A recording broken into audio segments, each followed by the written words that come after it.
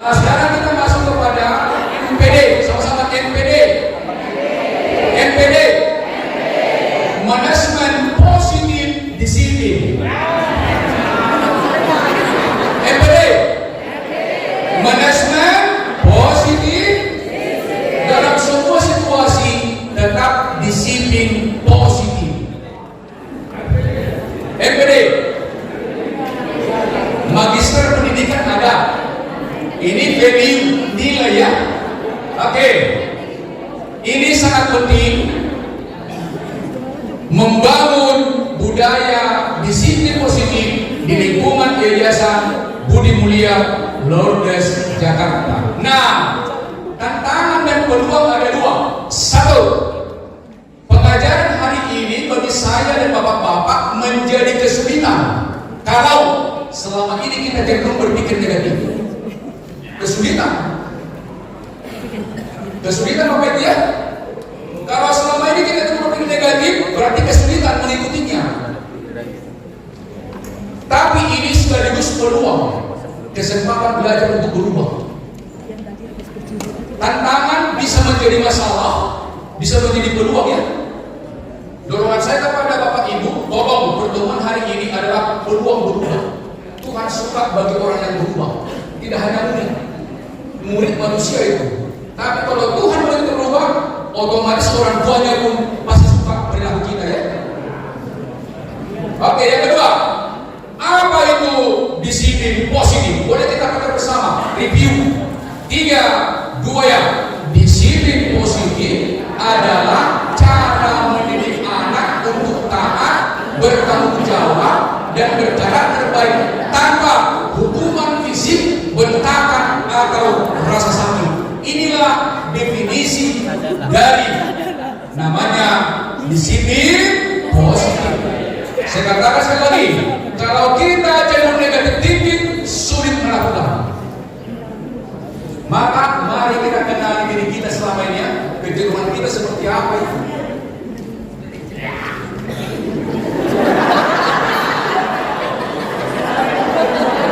Coba katakan, hai sahabat. Hai sahabat. Kenapa keluar itu? Karena berundang-undang saya sampaikan, direkam. Pelajaran sudah seperti itu. Kemudian hai sahabat. Jadi anak-anakmu tidak hafal karena engkau tak meminta mengulang-ulangnya. Betul nggak? Betul, bukan dia yang salah, kita yang tidak perbaiki metodenya. Tapi kalau bukan panggilan, pendidikan juga mengulang-ulang, kan bosan kan? Kronos.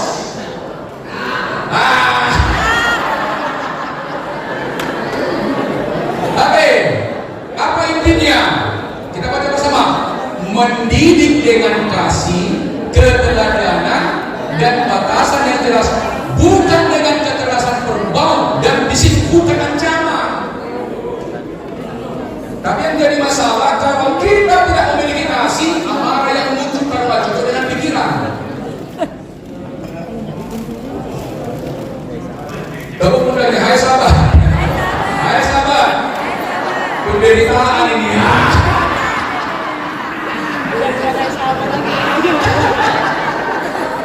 Penderitaan yang belum melakukan kebahagiaan bagi yang terbiasa ya. Jelas urusannya ya. Mereka tahu bukan karena tekanan ya. Itu definisinya. Berarti kita perbaiki diri kita kan, bukan murid.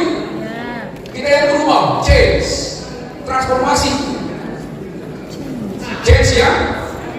Nah, ada 3 dasar pengajaran disiplin positif. Pertama, menghormati martabat anak sebagai citra Allah. Bukan anak kita itu, anak Tuhan, titipan itu. Kalau kita sadar ya, tapi kita diminta Tuhan mengajari mereka supaya benar, sesuai dengan kehendaknya kan. Jadi guru itu luar biasa perannya di bangsa ini, luar biasa. Tapi kalau pamrih kita sebagai guru, penderitaan juga jadi kan. Penderitaan. Saya bahagia jadi guru, bahagia betul saya.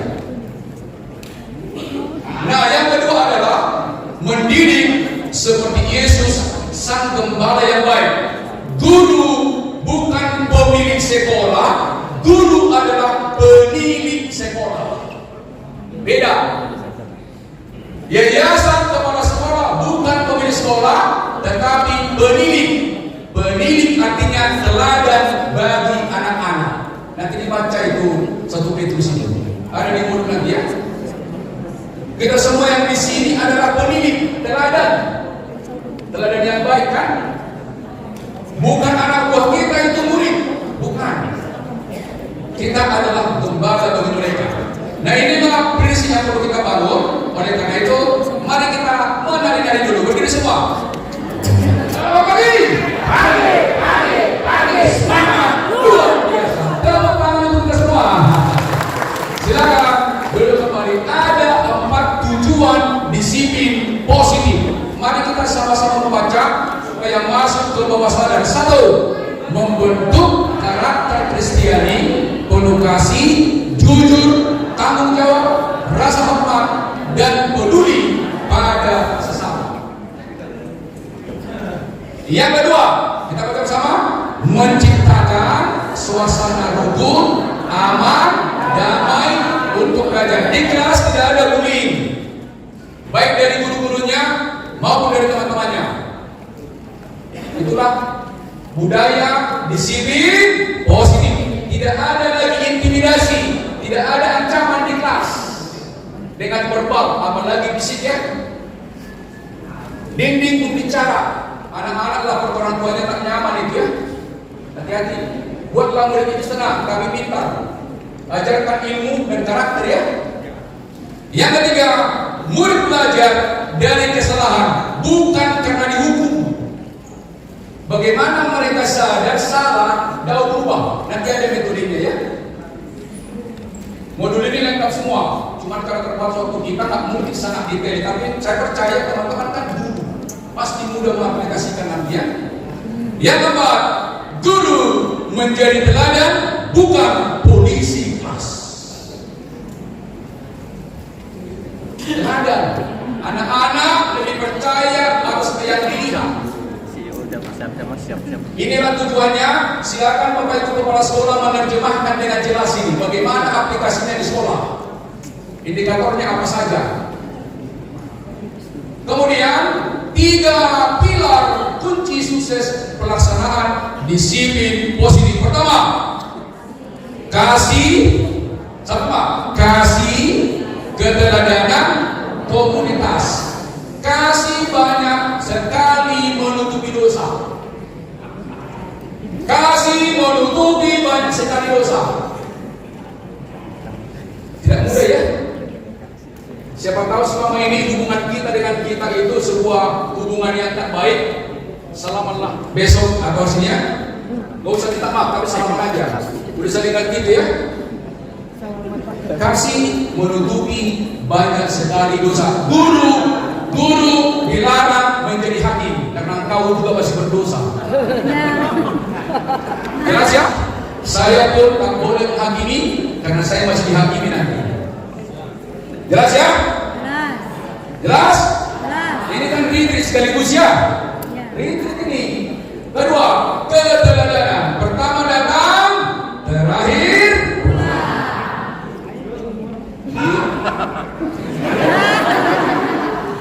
coba katakan, hai sahabat. Hai sahabat. Engkau yang lebih tahu. Karena bosan materi ini atau karena senang. Kami berpikir positif karena senang.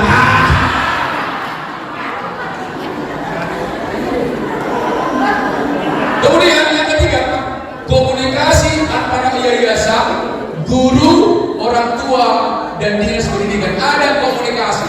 Maka kalau boleh, Bapak Kepala Sekolah, Ibu Kepala Sekolah, tolong dipanggil semua orang tua dijelaskan ini. Jangan kita di sekolah positif, di rumah marahin, tidak nyambung. Membangun karakter pertama kan di rumah ya. Kedua sekolah, yang ketiga di lembaga kan. Jadi 3 inilah yang menentukan apakah berhasil disiplin positif. Nah, langkah-langkah pertama, 1, guru hendaklah teladan yang baik. Guru hendaklah teladan yang baik. Guru teladan baik ada 5 cirinya. andalkan iman.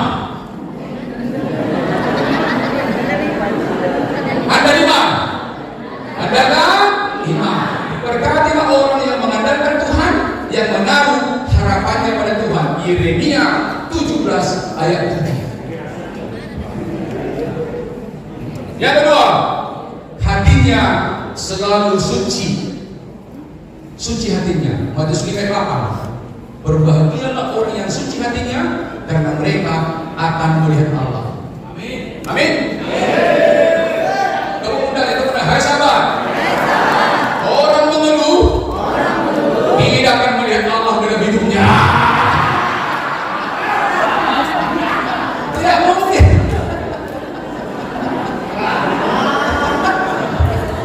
Aman di belakang? Aman? Aman ya? Masih connect ya? Yang keempat, yang ketiga, selalu berpikir positif. Filipi 4 ayat 8. Yang keempat ya. Pertama tadi apa? Anda lima. Andalkan iman. Kedua, hati suci.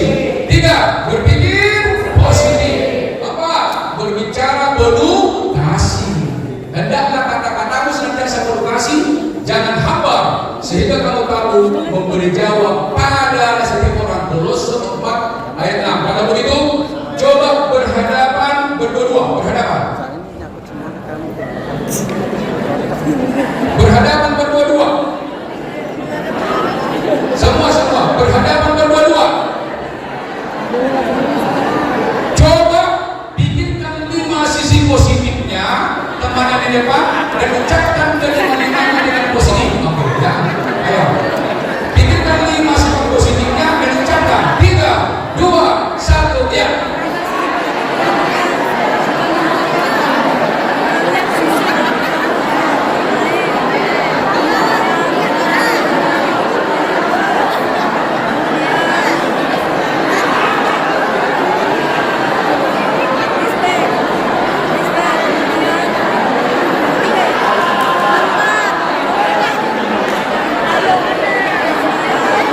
Gantian.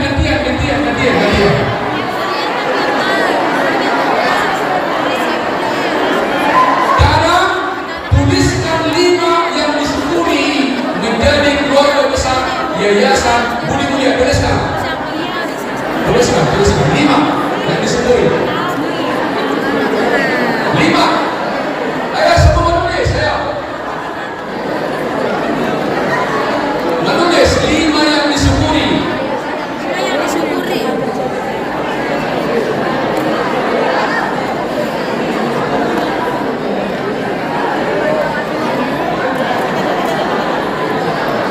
Oke, random ya, Bu.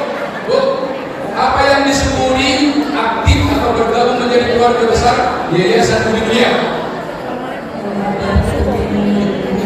Dapat bertemu Ibu. Bapak. Sama keluarga. Ya, Bapak. Kebersamaan Ibu. Coba katakan, hai sahabat. Hai sahabat.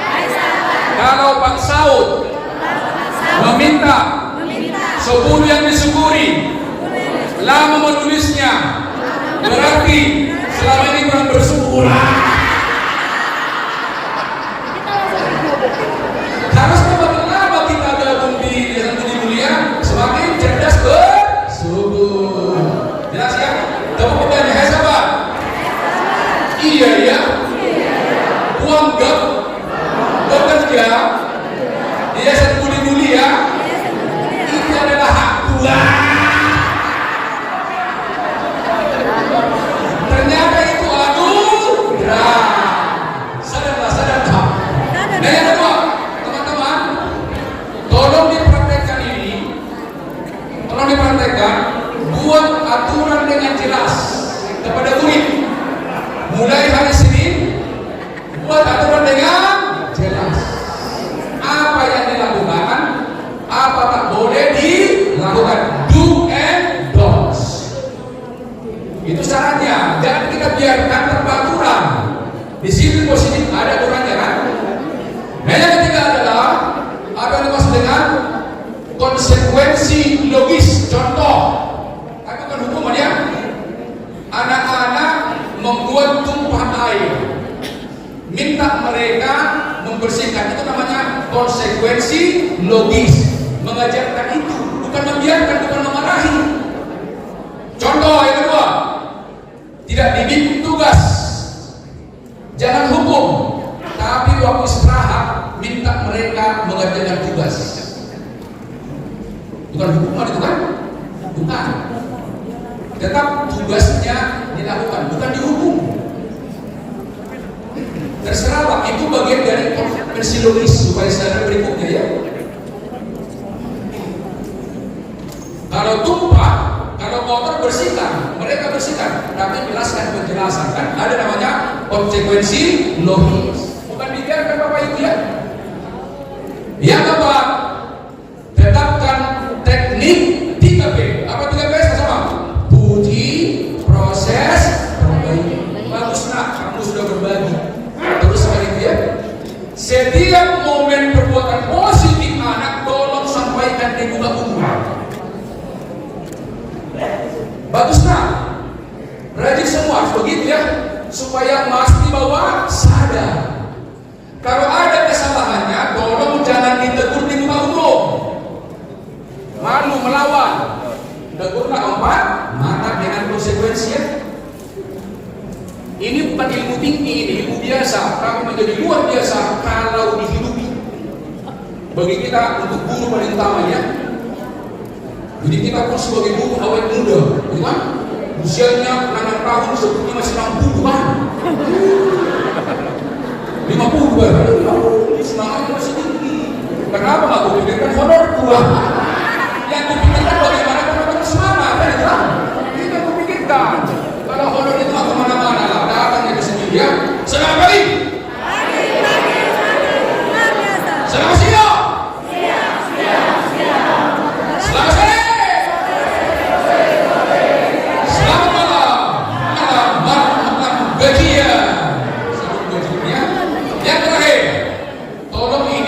Bapak Ibu kepala sekolah, pentingkan dulu ya. Rapatlah kepala sekolah dengan guru, dengan orang tua murid. Bicarakanlah manajemen positif. Bila perlu, saya diundang guru-gurunya, orang tuanya, saya diundang. Dibayar terima kasih, tak dibayar terima kasih. Ada kok Erlangga kan? Benar, benar. Mereka sangat cinta pendidikan. Kami sudah lama sekali koordinasi ya. Semua masalah ada solusinya kawan ya. Jelas? Insya Allah. Yang lalu biarlah berlalu. Tos. Masih 100 dulu ya.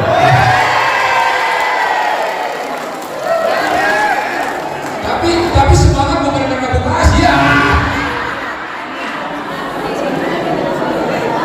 Nah ini tolong menjadi pedoman kita sekolah ya, khususnya Bapak Ibu kepala sekolah ya. Kita tentunya harus bercanda, tapi canda yang positif.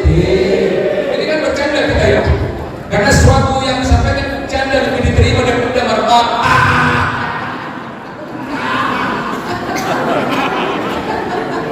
Nah, bagaimana kita melakukan sosialisasi kepada murid? Perlu lakukan namanya sosialisasi ya.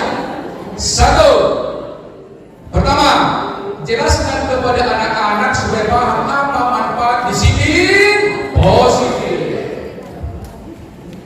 Didengar, dia sadari, dia lakukan ya. Saya tahu, saya sadar, saya lakukan. Coba.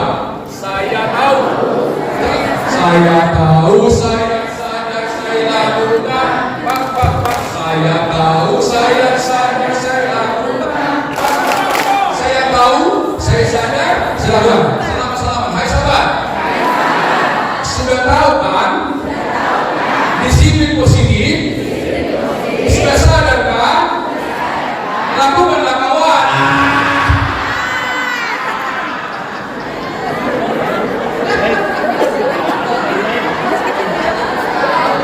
Jelas ya? Saya tahu, saya sadar, saya lakukan. Dulu ya.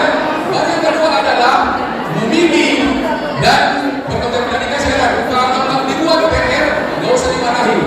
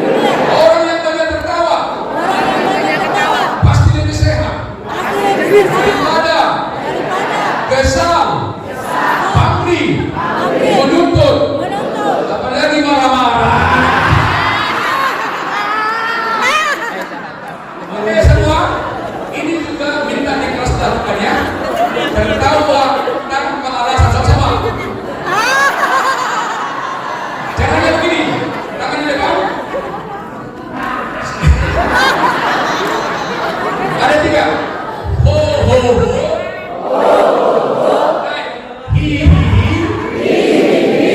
ha ha ha, ho ho ho, hi ha ha ha. Lebih cepat. Ho ho hi ha ha, ho ho hi ha ha, ho ho hi. Selamat kanan, selamat.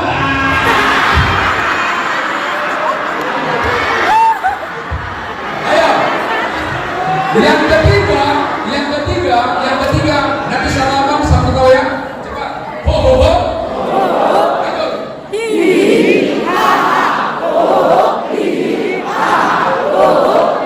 Salaman. Kau kami melihat.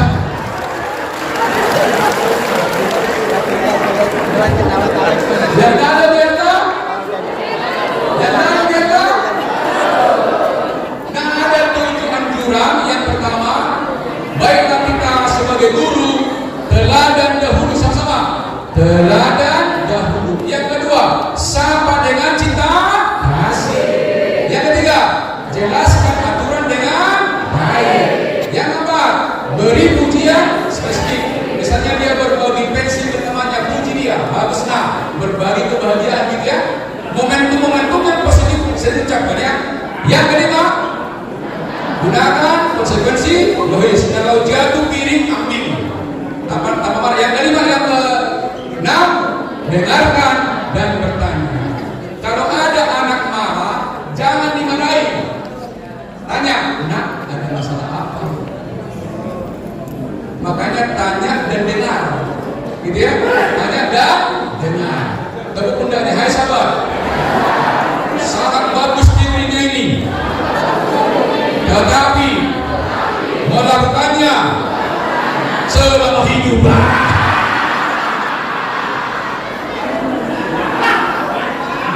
Tutup dengan pengampunan sama. Tutup dengan tangan. Hai nak, baik-baik. Bapak, ibu, sayang kamu, dadah. Ada yang sudah melakukan di hari kelas itu? Ada? Dengan pertemuan ini lagi ya, supaya hari Senin ada perasaan mereka yang nyaman. Beda. Tepuk pundaknya, hai sahabat. Hai sahabat. Ingatkan dirimu.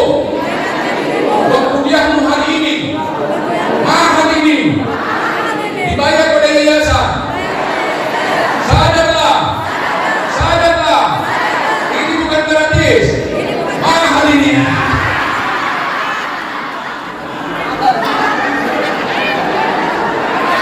Nah, apa larangan bagi saya sebagai guru dan teman sebagai guru? Coba kita baca bersama. 7 larangan yang harus dihindarkan oleh teman-teman guru. Apa itu? 1. Tidak boleh meninggalkan kelas ketika. Jelas ya? Yang kedua, tidak boleh kekerasan fisik. Bukan masalah undang-undang, tapi dari sekarang. Kalau undang-undang memang disiasati. Bukan karena undang-undang, tapi karena kasih ya. Karena Tuhan itu citra Allah dalam dirinya ya. Siapa menyakiti anak sama dengan menyakiti Tuhan. Kejadian 1 dan 27 segambar dengan Tuhan kan, sebelum dia turun dalam dosa kan. Nah yang ketiga adalah tidak boleh kekerasan berupa mengancam. Siapa yang tidak bisa tidak bikin tugas nilainya 5, jangan ya. Dia hidup nanti dalam ketakutan. Yang keempat, tidak boleh mempermalukan di muka. Panggil mata kalau ada kehidupannya. Lanjut. Tidak boleh menghukum menyiksa. Yang keenam, tidak boleh melabeli. Misalnya, kamu anak nakal, pantas kamu seperti itu. Jangan melabeli anak-anak dengan negatif ya. Jangan distigma anak-anak dengan negatif. Yang ketujuh, tidak boleh berubah-ubah. Apa aturan yang disepakati, lakukan dengan sungguh-sungguh. Tepuk tangan yang meriah. Nah, kita lihat dulu video ini.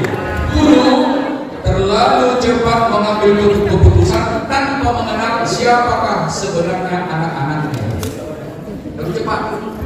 Yang kedua, kalau kita hanya ke peraturan, betul peraturannya jalan, tapi karakternya rusak. Ini sering saja ya, sering aja. Saya juga kan lama juga di kampus. Sebagai bukti dari guru itu panggilan, dosen panggilan. Saya kan di swasta, 11 Agustus. Di sana banyak eksekutif. Mata kuliah saya adalah kebijakan pemasaran. Kemudian tidak cukup dia hadir 16 kali, tidak cukup, saya larang. Tapi saya panggil, nak, kawan, modul mana tidak hadir? Saya kembali tanpa bayar. Saya ajar dahulu, baru saya minta ujian. Apa artinya? Itulah panggilan. Jangan menghukum, tapi tak ada solusi. Target kita kan membuat mereka cerdas dan berkarakter kan? Tidak mudah melakukan itu kecuali guru itu adalah passionnya. Maka teman-temanku, kembalilah pada panggilan. Kembalilah. Saya tahu kita ini belum menjadi dari sisi salary yang menjadi maksud. Tapi sebenarnya kalau bicara nilai yang diajarkan tidak seberapa yang kita terima. Tapi ingat, biarlah surga milik kita ya. Amin. Amin. Amin. Semangat kamu mulai hari Senin ya. Semangat ya. Semangat ya. Semangat. Sudah selesai di sini. Positif. Yang lalu biarlah. Dan untuk anak-anak perlu juga ada anjuran, ada larangan ya. Ada juga dong. Tidak hanya untuk guru. Anjuran untuk dilaksanakan oleh murid. Satu, sama-sama. Ada rasa hormat. Dia harus bertanggung jawab sebagai murid, jujur dan berani. Kemudian juga pakai jurus 3B ya, berhenti, berpikir, bertindak, lindungi teman, kemudian juga jaga lingkungan. So kopinya diberikan, tinggal nanti teman-teman eksekusi lah ya, supaya tahun 70, 80 Yayasan Katolik menjadi the best. Kembalikan ke tahun 70 sampai 80. Kalau ada cerdas cermat, siapa the best? Yayasan Katolik. Yang lalu biarlah spesifiknya Pak, Yayasan Budi Mulia, bukan Budi Murni ya. Yang lalu biarlah. Nah, bagi murid ada larangan. Coba kita baca bersama. Satu, tidak boleh menyakiti, tidak boleh dan menfitnah, tidak boleh merusak, tidak boleh menyontek dan berbohong, tidak boleh membawa barang berbahaya, tidak boleh mengabaikan aturan. Tidak hanya tertulis, tapi harus ada internalisasi. Silakan teman-teman, budayakan 5M. Berdiri lagi semua, karena lama duduknya, jangan lupa berdiri ya. Ya. Berhadapan berdua-dua. Berhadapan berdua-dua. Ayo.